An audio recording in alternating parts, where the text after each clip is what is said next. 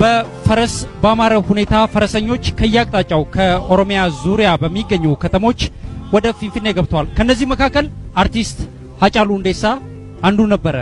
አጠገቤ ይገኛል። ሃጫሉ እንኳን ደህና መጣ። እንኳን ደህና ቆየ። የዛሬው የ123ኛው የአድዋ ድል በዓል አከባበር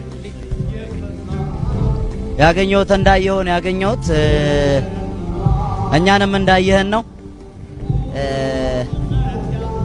እቺን ሀገር እንደ ሀገር እንድትቀጥል ዋጋ ከፍለው ለዚህ ላበቋት አያቶቻችን ቅድመ አያቶቻችን ከነሱ የወረስነውን ሎጂስቲክ ማለት ነው ጣሊያንን ያንበረከኩበትን ጦርና ጎራዴ ጋሻቸውን ፈረሳቸውንም ይዘን የመጣ ነው ማለት ነውና እንደተመለከትከው አድዋ ለኦሮሞ ምንድነው?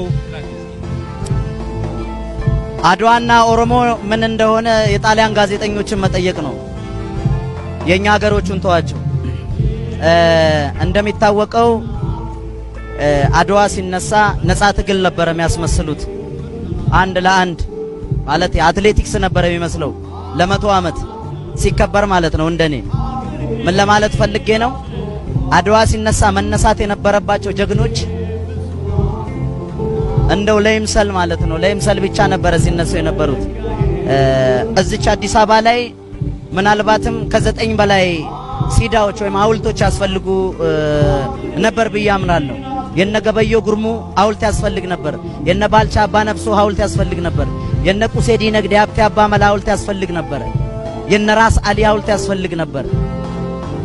የነ ገበየው ጉርሙ ያስፈልግ ነበር። ለምን እንዳል ተሰራ አላውቅም። ምክንያቱም ከ11 የጦር ጄኔራሎች 9ኞቹ ኦሮሞዎች ናቸው እና ምናልባት እኛ ወደፊት እንዘክራቸው ይሆናል ብዬ አስባለሁ። ፕራውድ ነው መሆኑ ነው በቅድመ አያቶቼ። ምክንያቱም ረባቸው አይደለም እዛ ያሉት ጀግንነታቸውን እዛ የወሰዳቸው። ስለዚህ አድዋ ማለት ገበየው ጉርሙ ነው። አድዋ ማለት ባልቻ አባ ነፍሶ ነው። አድዋ ማለት ሀብቴ አባ መላ ነው። አድዋ ማለት ራስ አሊ ነው። ጣሊያን ማለት የጣሊያን ቀባሪ ገረሱ ዱኪ ነው። የጣሊያን ቀባሪ በላይ ዘለቀ ቂልጡ ነው።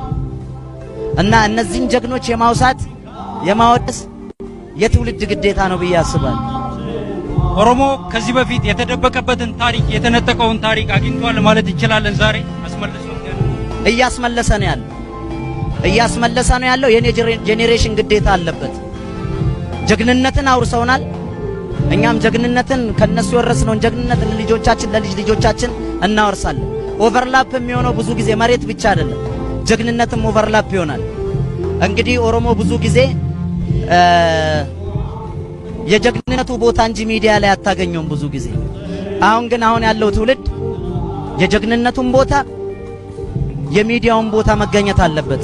ምክንያቱም ለቀማተኞች እድል መስጠት የለበትም ብዬ አምናለሁ። ታሪክ ኦቨርላፕ እንዳይሆን እያንዳንዱን ነገር በጥንቃቄ ማስኬድ አለበት። ይሄ ነው መልእክት አለ መጨረሻ ላይ እስኪ በኔ ትውልድ ላለ ከኔ በላይ ያሉትን ኦፍ ገራራት ሙከሙረኒ ይላል ኦሮሞ።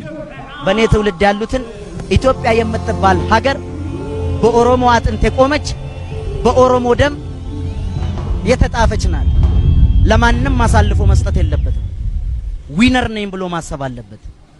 ያገባኛል ብሎ ማሰብ አለበት። ከ11 ጄኔራሎች 9 ጄኔራሎች አድዋን ያንበረከኩ አድዋ ላይ ድል የተቀዳጁ 9 ጄኔራሎች ከሆኑ ስለዚህ ይሄ ትውልድ ኢትዮጵያ የኔ ነች ብሎ ማሰብ መቻል አለበት።